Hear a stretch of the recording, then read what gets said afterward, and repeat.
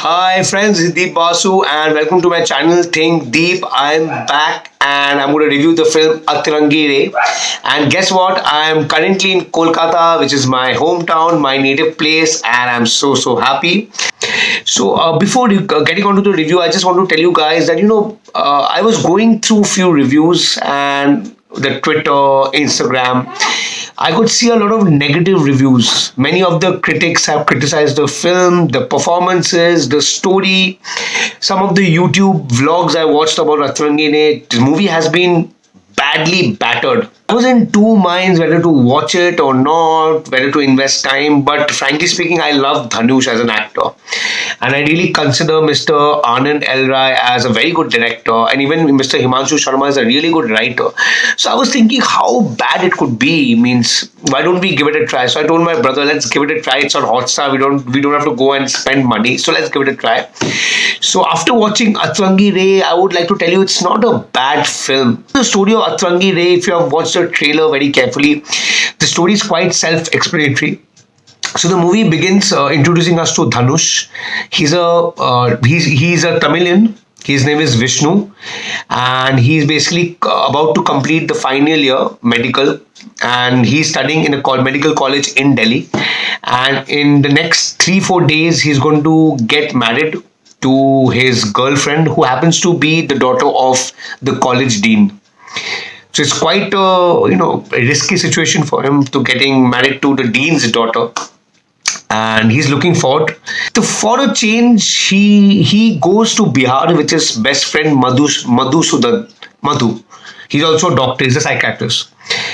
Played brilliantly by Ashish Verma. So he happens to go to Bihar, where the entire twist take place. So when he comes to Bihar, he comes across this girl at the station called Rinku, who is being chased by a group of goons. She's throwing bottles at them, and that he gets very impressed looking at Rinku, such a brave girl. That was the first encounter between Rinku and Vishnu. Now we get to know something about Rinku. We go to Rinku's family. We introduce to her Orthodox family. She's a Thakur, and she belongs to a very conservative family. She is an orphan, and she basically stays with her maternal grandmother, who is totally against her lover, who is Sajjad Ali Khan, Akshay Kumar. And every time she tries to elope with her lover, she's being brought back, she's being thrashed, she's hit, she's tormented, she's tortured. So that's the life of Rinku. She's basically in a cage. Really listens to her or entertains her, or realizes her love, or gives weightage to her love story, the love story between her and Sajjad Ali Khan. So that's the story of Rinku. Basically now Seema Biswas, who is the maternal grandmother of Rinku, she hatches a plan. She instructs her goons to find a random guy and get Rinku married to that guy, so that they can get rid of Rinku finally. And after that, Rinku is out of their life. So that's what her plan is. So she instructs her goons to find a guy. Now basically want to get hold of Madhu, Vishnu's friend, but due to the darkness, due to some mistaken identity, they get hold of Vishnu. And Rinku's grandmother has specifically told them, don't get anyone outside Bihar. But they get hold of this Tamilian Vishnu, and they get hold of him and get him to the site. Now Vishnu is given laughing gas, and Rinku is I think injected with some medicine, and both of them unconsciously get married, and they are asked to leave the house. So now the adventure begins. Now Vishnu, who was supposed to get married within 3 days to someone else, gets married to Rinku unknowingly, and Rinku, who is in love with Sajjad Ali, gets married to Vishnu unknowingly. Now while they are going on the train journey, they basically gain their conscious, and they realize that a blunder has been done by her maternal grandmother. Now what do they do? So they decide that once they touch Delhi, they are going to go separate ways. Now this might sound very peculiar, very unusual, very easy, but as you know, it's a Hindi cinema. What really happens when they touch Delhi? the things, basically the problems begin, the twist and turn begins. Now Vishnu has to get married. Will he get married? Now Rinku is in love with, obsessed with this guy called Sajjad Ali Khan, who's a magician, Akshay Kumar. Will she get married to him? What really happens between between Rinku and Vishnu? So now this is the entire crux of the story, and as you will watch it, it's a 2 hour 15 minutes duration. You will get to know what's the actual story, what's the actual outcome. So overall, if you ask me, the story is not bad. I saw something very different. I saw something very unusual. The entire premise is very unusual. It talks about mental trauma. It talks about mental health, mental illness, and the side effects, the long-term effects of mental illness if it's ignored. Well, I'll not give out much spoilers. I felt that certain aspects, I'm talking about right now the writings, the certain aspects, the certain plots, outlines are quite, illogical. You will see Rinku very conveniently goes and stays with Vishnu in his hostel. It's a boys' hostel, and there's no problem. No one is even checking that. No one is inspecting that a girl is staying in a boys' hostel suddenly. And the certain circumstances and certain sequences are found it very illogical. And Rinku is obsessed with this guy Sajjad Ali, but she's flirting with Vishnu quite openly. Somewhat her character also somewhat didn't justify.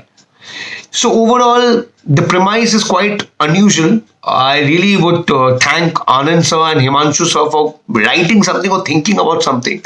But somewhat it boils down to something very, very different, very illogical, very unconvincing. The ending is, by the way, very emotional. I did, get teary-eyed, but somewhat the overall the story, the way it is stitched is quite unconvincing. USP of this entire film was first Mr. A.R. Rahman's music. My God, after a long time, I think after I won't say Ranjana, I think after Dil Bechara, I think even on Dil Bechara, I don't know when did I like Mr. Rahman's music so much. Mr. A.R. Rahman's music is the USP, the main USP of the film.